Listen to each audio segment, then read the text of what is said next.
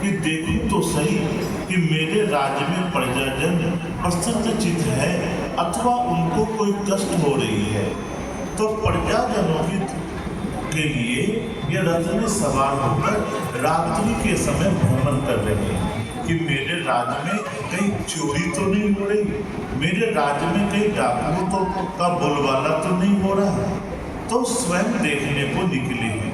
तो उन्होंने मार्ग में देखा कि एक गौ माता बड़ा ही प्रसन्न मन से अन्न को खा रही है। इतनी ऐसी स्थिति में खा रही है कि मानो वो सारा संसार का अनाज खा लेगी। गौ माता इतनी तेजी से खा रही है कि सारे संसार के अनाज को खा लेगी। झटपट महाराज पृथु ने अपने रथ को रुकवा दिया और गौ माता के सामने खड़े हो गए। कहने लगे, आप कोई साधारण गौ माता नहीं दिखते, क्योंकि गौ माता जो होती है उनको एक स्थान पर चढ़ने के लिए दो तो वह थोड़ी थोड़ी खाती है। एक स्थान पर पूरी मिट्टी निकालकर कभी नहीं खाती। वह आज थोड़ी यहाँ खाती है तो थोड़ी आगे बढ़कर खाएगी। एक स्थान पर गौ माता कभी नहीं खाती, धीरे धीरे वह आगे बढ़ती रहती है। परंतु यह गौ माता जो इस प्रकार अन्न खा रही है कि मानो ये सारे संसार का अन्न समाप्त कर देगी, इतनी तेजी से खा रही है। इसलिए महाराज को क्रोध आ गया। वह कहने लगा कि आप कोई साधारण गौ माता नहीं, आप कौन है, हमें यथाशीघ्र बताओ, अन्यथा आपके प्राण ले लूंगा। महाराज पृथु ने तलवार निकाल लिया। कहने लगा कि आप यथाशीघ्र बताओ आप कौन है, अन्यथा आपके प्राण ले लूंगा। उसी समय वह गौ माता गौ का रूप त्याग कर पृथ्वी माता के रूप में प्रकट हो गई और कहने लगी, महाराज पृथु, इस संसार में पाप बढ़ रही है, इतनी पाप हो रही है हमारे ऊपर जो मैं सहन नहीं कर पा रही। हमारे इस पृथ्वी में इतनी पाप बढ़ गई है कि मैं सहन नहीं कर पा रही हूँ। मैं तो अब संसार का विनाश ही देखना चाहती हूँ। मेरे ऊपर जो अत्याचार हो रही है वो मैं सहन नहीं कर पा रही हूँ। महाराज पृथु, हमें गौ रूप में अन्न भक्षण करने दो, मैं पूरे संसार में अन्न के लिए हाहाकार मचा दूंगी, पूरे संसार को मैं विनाश कर दूंगी। उसी समय महाराज पृथु हाथ जोड़ी कि पृथ्वी माता स्वरूप जो होती है वो दया की होती है। बस उनके अंदर जो कष्ट को सहने की शक्ति होती है, संसार में किसी जाति के अंदर, किसी प्राणी के, जीव जंतु के अंदर वो शक्ति नहीं होती जो स्त्री जोड़ी को होती है, सहन शक्ति। तो माता आप घबराओ नहीं, अब मैं आ चुका हूँ, मैं महाराज पृथु बनकर आ चुका हूँ, स्वयं नारायण अवतार हूँ मैं। इसलिए माता पृथ्वी आप घबराओ नहीं, मैं आपके मन की व्यथा को दूर कर दूंगा। आपके ऊपर जो पाप हो रही है, आपके ऊपर जो अत्याचार हो रही है, मैं उनको समाप्त कर दूंगा। महाराज पृथु के आश्वासन पर पृथ्वी माता प्रसन्न हो गई। अब पृथ्वी माता कह रही है कि देखो, हमने तो इतनी अनाज खा ली है कि मानो इस पृथ्वी के आधा से ज्यादा अनाज खा चुकी हूँ। पृथ्वी आपके राज्य में हाहाकार मचने वाली है। कुछ ही दिनों में लोग भूखों सोएंगे, भूख से लोगों के प्राण निकल जाएंगे। इसलिए महाराज पृथु, मैं पुनः गौ का रूप धारण करती हूँ और आप हमारे दूध का दोहन कर लो। हमारे स्तन से जो दूध निकलेगी वह एक एक बूंद सारे प्रजा को पिला दो। गौ के दूध जो है वह अमृत होती है, तो एक एक बूंद सारी प्रजा को पिलवा दो, तो आपकी प्रजाजन कभी भूखों नहीं मरेंगे, उनको तृप्ति प्राप्ति होगी, उनको अक्षय पुण्य की प्राप्ति होगी। तो गौ की सेवा करने से, गौ का पूजन करने से और गौ अपने घर पर गौ रखने से वह घर लक्ष्मी स्वरूपा आपके घर में विराजमान रहती है। इस पृथ्वी में, संसार में 84 लाख देवी देवता है और 84 लाख देवी देवता का जो स्वरूप होता है वो स्वरूप है गौ माता। गौ माता के रूप में आपके घर पर 84 लाख देवताओं का निवास है। इसलिए गौ को नमस्कार करो, गौ का सेवन करो, गौ का पूजन करो और गौ को ही अपने मन में साक्षात भगवान का स्वरूप समझकर उनको प्रत्येक दिन सेवा करो। इससे आपको पुण्य की प्राप्ति होगी। तो इस समय पृथ्वी माता कह रही है कि मैं गौ रूप में हूँ, आप हमारा दूहन कर लो और दूध लेकर सारे प्रजाजनों में बांट दो। परंतु गौ का जो दूहन करते समय गौ की बछड़ा होती है, गौ के जो बच्चे होते हैं वह जब तक गौ माता के स्तन का पान नहीं करता तब तक उनके स्तन से दूध बाहर नहीं आते। तो इस समय इनके स्तन का पान कौन करेगा? कौन सा बछड़ा करेगा? किस गौ माता की बछड़ा करेगी? इनको तो कोई बछड़ा नहीं। तो महाराज पृथ्वी ने पूरे राज्य में घोषणा करवा दिया कि मेरे राज्य में कोई बछड़ा यदि बढ़िया मिल जाए, अच्छा मिल जाए तो लेकर आओ, इस गौ रूपी पृथ्वी का दूहन करना है। तो जितने भूत प्रेत पिशाच थे सबको सूचना मिल गई। सब भूत प्रेत पिशाच मिलकर एक बछड़े का रूप धारण कर लिया, माया भी बछड़ा का रूप धारण कर लिया। और महाराज पृथ्वी तो व्याकुल होकर ढूंढ रहे थे बछड़ा। सामने बछड़ा बनकर नाचना आरंभ कर दिया, पूंछ उठाकर खेलना आरंभ कर दिया।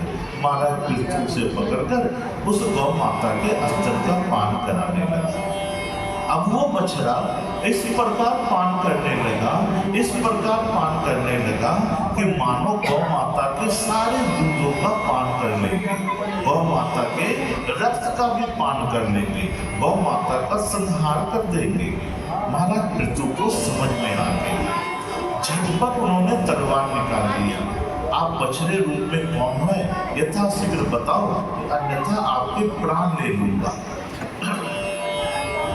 झटपट भूत प्रेत पिशाचों ने बछड़ा का रूप त्याग किया और बड़ी तेजी से भागना आरंभ कर दिया, वहां से भाग खड़े हुए। अब तो महाराज पृथ्वी ने सोचा कि दूसरा बछड़ा लाने की आवश्यकता है, परंतु इस बार परीक्षण करनी होगी, इस बार बछड़े की परीक्षण करनी होगी।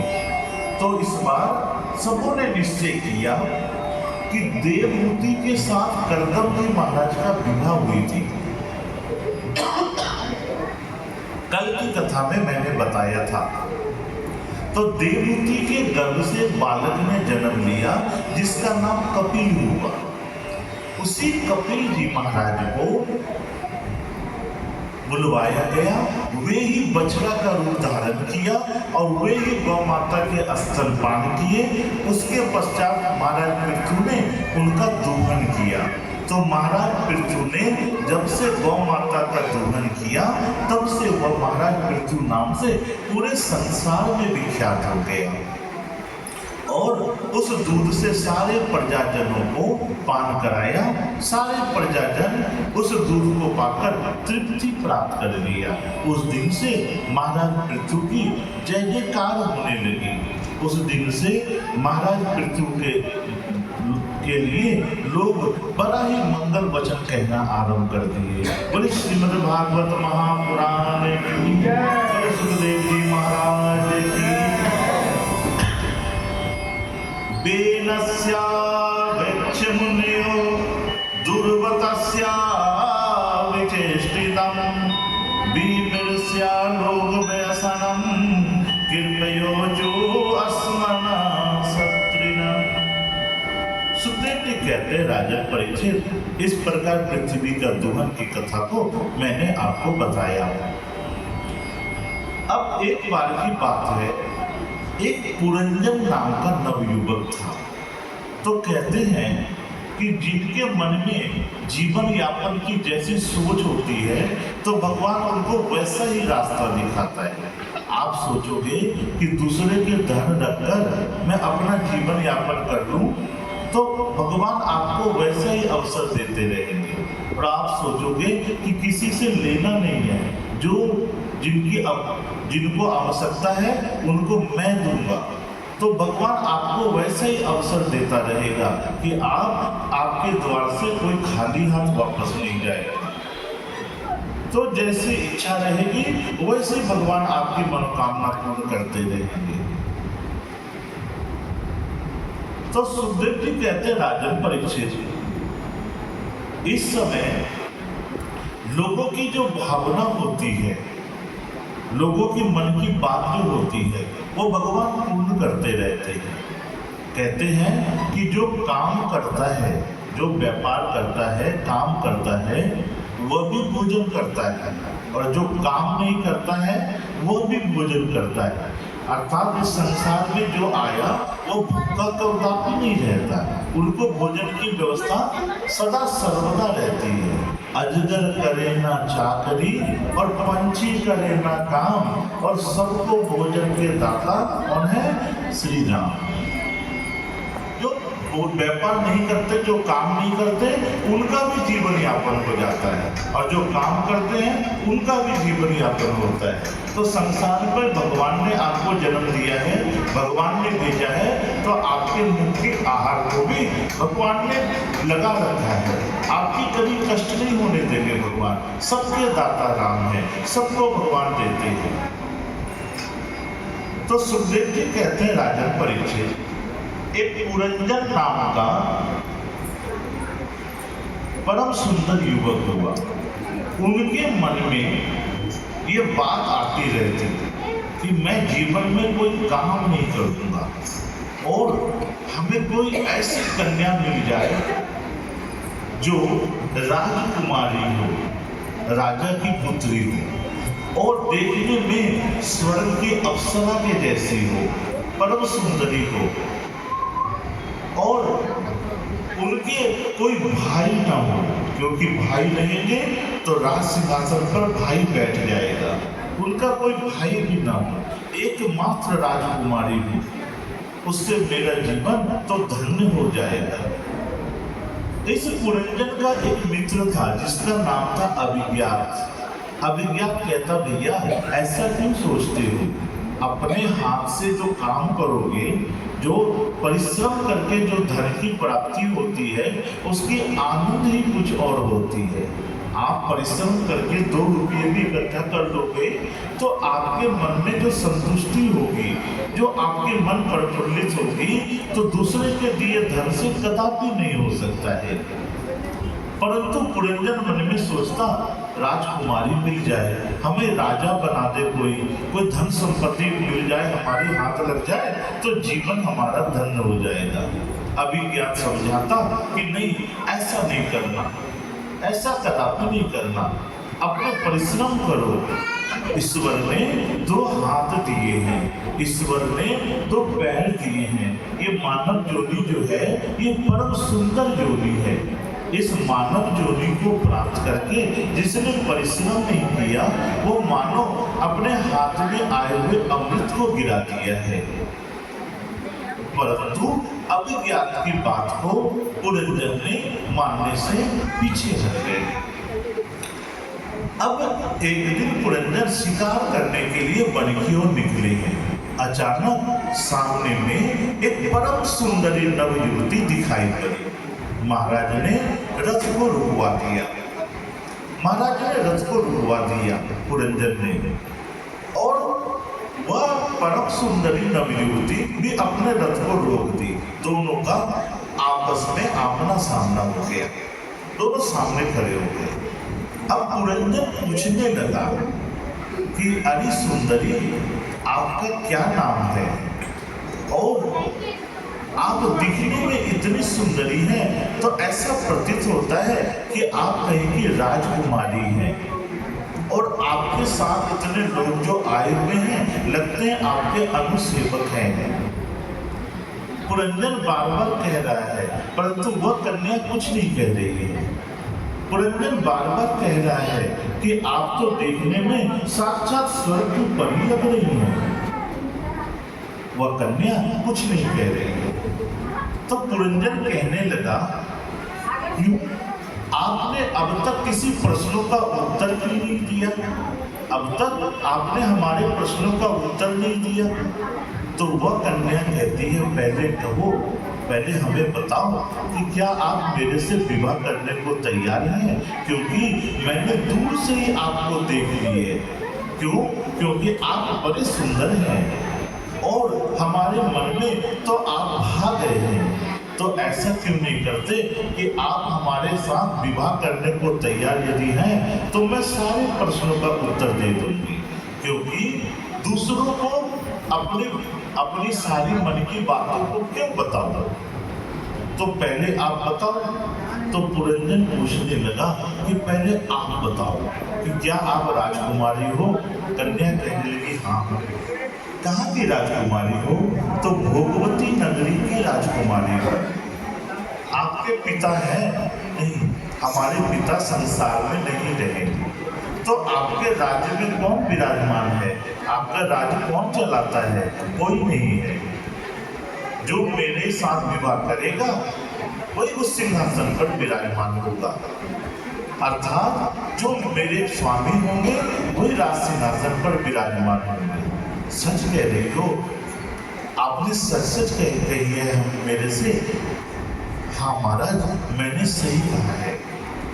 पुरंजन उस समय विवाह को तैयार हो गए।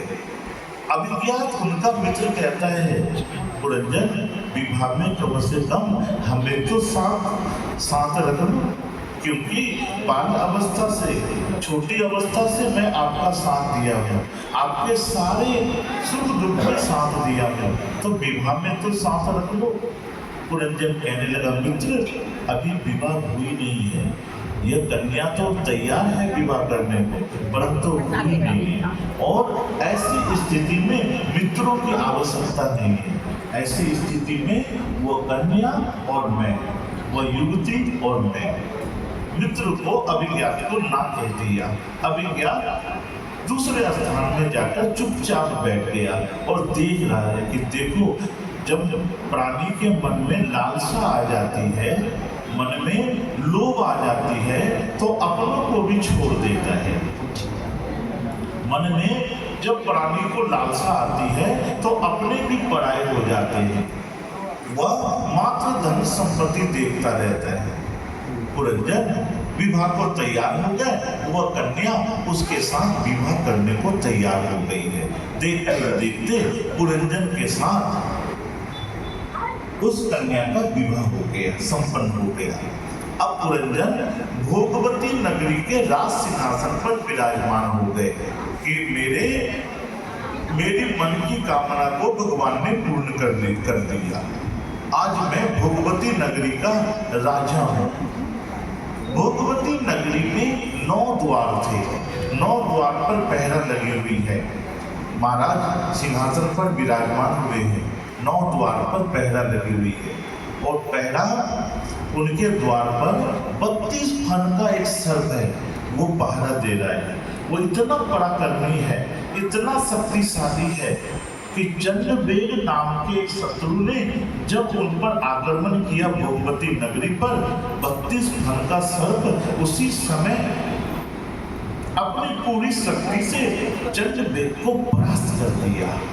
चंद्रवेग उस युद्ध में परास्त हो गए 32 फन सर्प के सामने। चंद्रवेग ने पुनः आक्रमण करने का प्रयास किया, परंतु इस 32 फन की शक्ति को देखकर वह पीछे हट गए। अब पुरंजन की अर्धांगिनी कहती है कि स्वामी, आप मेरे से एक पल भी दूर न रहना। सुबह से लेकर शाम तक आप मेरे साथ ही रहना, मेरे से दूर ना होना। तो कितने दिन आप पत्नी के साथ समय व्यतीत करोगे? कोई काम तो करनी पड़ेगी। जब तक काम नहीं करोगे तो जीवन यापन कैसे होगी? पत्नी के प्रेम में फंसकर कोई किस प्रकार जीवन यापन कर सकता है? तो एक दिन पुरंजन ने अपने अर्धांगिनी से कह दिया कि बरसों हो गई आपके इस भोगवती नगरी के राजा बनने को, आज मैं शिकार करने को जाना चाहता हूँ, या मन नहीं लग रही है, तो क्या जाऊं? तो कहते हैं कि उनकी अर्धांगिनी ने कह दिया कि जाओ, परंतु सूरज अस्त से पहले वापस आ जाना। सूरज अस्त से पहले वापस यदि आप ना आओगे तो मैं आपसे बात नहीं करूंगी। अब पुरंजन ने मन में सोचा कि जिसने हमें राजा बनवाई, जो हमें राजा बनवाई है, जिसकी सारी भोगवती नगरी है, उसका स्वामी जिसने बनाई है, उसकी बातों को कैसे ना कर दूं? वह कहने लगा, ठीक है, मैं जल्द से जल्द सूरज अस्त से पहले वापस आ जाऊंगा। पुरंजन शिकार करने को गया है, परंतु शिकार करने में उन्हें विलंब हो गई, आने में सूरज अस्त हो गई। उनकी महारानी, उनकी पटरानी क्रोधित हो गई है। पुरंजन आकर समझा रहे हैं, परंतु मानने को तैयार नहीं, वो मानने को तैयार नहीं हो रहे। तो कहते हैं कि संबंध जो होता है, विवाह की संबंध, वो बराबर वालों के साथ करनी चाहिए, क्योंकि ये राज दुलारी है, ये राजकन्या है, राजा की पुत्री है। ये तो सोने की चम्मच से अपना जीवन आरंभ की है। और पुरंजन का तो संसार में कोई नहीं था, पुरंजन तो मात्र मार्ग में भटकता रहता था। तो इनकी विवाह राज दुलारी से हो गई है, तो संबंध बराबर वालों से होनी चाहिए। ऊंचा नीचा यदि हुआ तो आपके वैवाहिक जीवन में कुछ न कुछ खटका तो लगेगी। अब मानने को तैयार नहीं हो गई अर्धांगिनी। पुरंजन निराश हो गया, पुरंजन अत्यंत निराश हो गया। तो चंद्रवेद को अवसर मिली, चंद्रवेद पुनः आक्रमण किया भोगवती नगरी पर। जब पति पत्नी में विवाद हो जाए, जब पुत्र और पिता में विवाद हो जाए, जब भाई भाई में विवाद हो जाए, तो शत्रु अपना घर बनाने को चाहता है। जब आपस में फूट हो जाएगी, आपस में विवाद हो जाएगी, तो शत्रु अपना जगह बनाना चाहता है। तो इसलिए चंद्रवेद ने आक्रमण किया भोगवती नगरी में, परंतु उस 32 फन का सर्प ने चंद्रवेद को पुनः परास्त कर दिया। इनकी शक्ति, इनके पराक्रम को बार बार चंद्रवेद सहन नहीं कर पा रहे हैं। तो काल की एक कन्या थी जिसका नाम था जरा, और जरा देखने में बड़ा ही कुरूप थी। वह काली कुरूप थी, देखने में बिल्कुल काली थी, तो कोई उसे पसंद नहीं करता। तो कन्या हो अथवा वर हो, उनके रूप को नहीं देखनी है, उनके गुण को देखनी है कि इनके अंदर क्या क्षमता है। परंतु लोग क्या करते हैं, जहां कन्या की बात आती है तो वो सुंदर देखने को मांगते हैं कि हमारी जो बहू होगी वह देखने में बहुत ही सुंदर होनी चाहिए, परंतु उनके रूप को नहीं, उनके गुण को देखना है। इस समय जरा कुरूप है, उनके साथ विवाह करने को कोई तैयार नहीं है। तो जरा ने मन में सोची कि यदि अब तक मेरे साथ कोई वर विवाह करने को तैयार नहीं हुए, तो क्यों ना मैं वरमाला मंगवा लूं और सामने में जो भी वर मिलेंगे उनको गले में डाल दूंगी। कोई पुरुष यदि तैयार नहीं तो मैं तैयार हो जाऊंगा।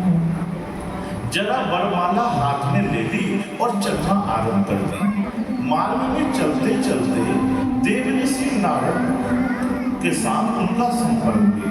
नारद जी महाराज कहने लगे, नारायण नारायण, जरा ये वरमाला लेकर कहाँ जा रही हो? जरा कहने लगी, नारद जी आज मैं यह वरमाला आपके गले में डाल दूं। आज तक जितने भी वर हमारे पिता ढूंढ कर लाए, कोई हमारे साथ विवाह करने को तैयार नहीं है। तो नारद जी हमने सुना है कि आप अब तक कुंवारे हैं, आपकी विवाह नहीं हुई है। नारद जी हमने यह सुना है कि आप तो दीन दयालु हैं, आप तो दुखियों के दुख को हरते हैं। नारद जी, साधु संतों का कर्तव्य होता है परोपकार करना, दूसरों की भलाई करना। तो हमारा एक भलाई कर दो नारद जी, आप मेरे साथ विवाह कर लो। नारद जी कहते, नारायण नारायण जरा, मैं तो बाल ब्रह्मचर्य हूँ, मैं तो विवाह नहीं कर सकता। ऐसा करो कि आप स्वर्ग की महारानी क्यों नहीं बनना चाहती है? देवराज इंद्र की जो है 100 पटरानियां हैं उनकी। देवराज इंद्र की जो इंद्रानी है 100 की संख्या में है। एक और बढ़ा लो, 101 बना लो तो और अच्छी बात होगी। जरा मन में सोचने लगी, नारद जी सही कह रहे हैं, नारद जी बिल्कुल सही कह रहे हैं, मेरे लिए बड़े हित की बात कही। झटपट जरा देवराज इंद्र के साथ विवाह करने के लिए स्वर्ग को पहुंच गए। देवराज इंद्र ने उनका स्वागत किया। जरा कहने लगी, स्वागत की बात छोड़ो महाराज, पहले मेरे साथ विवाह कर लो, मैं वरमाला लेकर आई हूँ, आपके गले में डालना चाहती हूँ। देवराज इंद्र मुस्कुराते हुए कहने लगे, जरा थोड़ी प्रतीक्षा करो, देखो मेरे साथ इंद्रानी बैठी हुई है, यह रुष्ट हो जाएगी, और पत्नी यदि रुष्ट हो जाए तो हमें बड़ी कठिनाइयां उत्पन्न होगी हमारे लिए। तो ऐसा करो, आप कोई दूसरा वर ढूंढ लो, इस समय दूसरा वर ढूंढ लो। अब जरा मन में सोचने लगी, जिसके पास जाती हूँ कोई विवाह करने को तैयार नहीं होता, सब मेरे को दूर कर देता। तो अब की बार जो मिलेगा उसके गले में माला डाल दूंगी। अब उससे पूछना नहीं है, यदि पूछता हूँ तो बात बिगड़ जाती है। इस बार गले में डाल देना है। आंख बंद करके जरा चल रही है मार्ग में कि देखना ही नहीं है, न किसी देखूंगी न किसी से बात करूंगी, जो सामने दिखेगा उसके गले में माला डाल दूंगी, विवाह तो मेरे को करनी है। चलते चलते मालूम में वो 32 फन का सर्प भोगवती नगरी के द्वार पर खड़ा था। ये जरा जाकर उसके गले में माला डाल दी। बोले लक्ष्मी नारायण भगवान की माला डाल दी है जरा। अब जरा के साथ उनका विवाह हो गया। तो कहते हैं कि जरा का तात्पर्य होता है बुढ़ापा, और बुढ़ापा जिसके ऊपर आ जाए तो उनकी मानो स्थिति दयनीय धीरे धीरे होती जाती है। बुढ़ापा जो है वो काल के मुख में जाने की एक रास्ता है, मृत्यु के मुख में जाने की रास्ता बनना आरंभ हो जाती है। तो ये 32 फन का सर्प ज्यों ही उनके साथ विवाह कर लिया तो वह बुढ़ापा को प्राप्त हो गया, उनकी दांतें टूटने लगी। चंद्रवेग ने उस पर आक्रमण कर दिया, उस भोगवती नगरी पर। ये 32 फन का सर्प उनसे परास्त हो गया। 32 फन का सर्प इस बार परास्त हो गया, इनकी बुढ़ापा इनको परास्त कर दिया। झटपट वह पुरंजन उस नगरी को छोड़कर जंगल की ओर भाग खड़े हुए, अपने प्राण को बचाकर। अब राजा परीक्षित कहते, सुखदेव जी महाराज, हमें आप ये बताओ कि ये पुरंजन, ये भोगवती नगरी, उनका मित्र अभिज्ञान और ये चंद्रवेग का आक्रमण, ये 32 फन का सर्प, ये हमें समझ में नहीं आई। इस कथा को थोड़ी विस्तार से समझा दो, इस कथा से आप कहना क्या चाह रहे हो? सुखदेव जी मुस्कुराते हुए कहते हैं, राजा परीक्षित, ये भोगवती नगरी है, ये मानव का शरीर, ये भोग करना जानता है। इस भोगवती नगरी के में भोगवती नगरी में 9 द्वार मैंने बताया। 9 द्वार, ये मानव शरीर में 9 द्वार है। 2 आंख के छिद्र, 2 नाक के, 1 मुख के, 2 कान के, 1 गुप्त स्थान के, 1 मल स्थान के। इस प्रकार 9 द्वार है भोगवती नगरी के। पुरंजन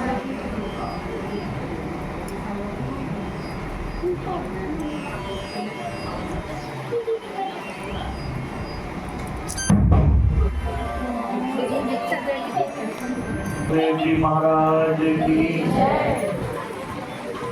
सुखदेव जी कहते हैं राजन परीक्षित, ये पुरंजन का तात्पर्य है ये मानव शरीर और भोगवती नगरी, ये मानव शरीर में उपयोग करने वाली ये शरीर को ही भोगवती नगरी कहते हैं। संसार की सारी सुख को ये प्राप्त करना चाहती है।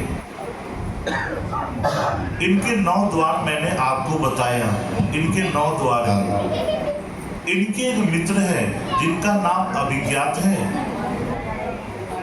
वह मानव की आत्मा है।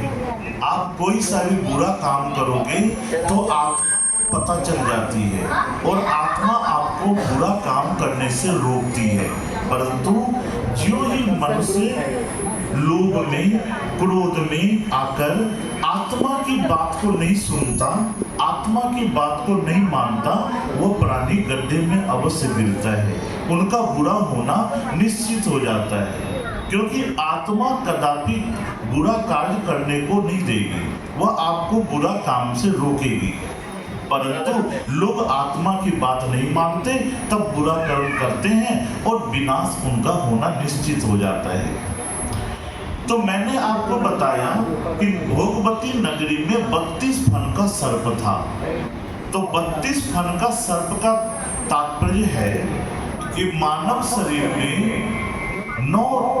32 दांत होते हैं। तो 32 दांत जब तक आपके हैं तब तक आपके शरीर पर कोई आक्रमण नहीं कर सकता। जब तक आपकी दांत की स्थिति सही है तो समझो आप पर जो है रोग आप पर आक्रमण नहीं कर सकते। जन्य वेग का तात्पर्य रोग। और दांत आपकी अगर हिलना आरंभ हो गई, एक एक कर टूटना आरंभ हो गई, तो समझो रोग आपके ऊपर आक्रमण कर रहा है। आप सावधान हो जाओ, अपने खान पान में, अपने रहने की स्थिति में सुधार कर लो। दांत टूटना आरंभ हो गई तो चंद्रवेग आक्रमण करेगी, अर्थात रोग आपके ऊपर आक्रमण करेगी और धीरे धीरे वह रोग आपको काल के मुख में लेकर चली जाएगी। तो ये भोगवती नगरी में जब 32 फन का सर्प परास्त हो गया, बूढ़ा हो गया, तो चंडवेग उस पर आक्रमण कर दिया। बीमारी उन पर, रोग जो है उन पर आक्रमण कर दिया और वे परास्त हो गए और उनको उस स्थान से पुरंजन को भागना पड़ा। तो सुखदेव जी कहते राजन परीक्षित, इस प्रकार मैंने आपको बताया कि मानव शरीर में जो है 32 फन का सर्प की कथा को मैंने आपको बताया। अब आगे की कथा में मैं परम सुंदर भरत जी की कथा को कहता हूँ।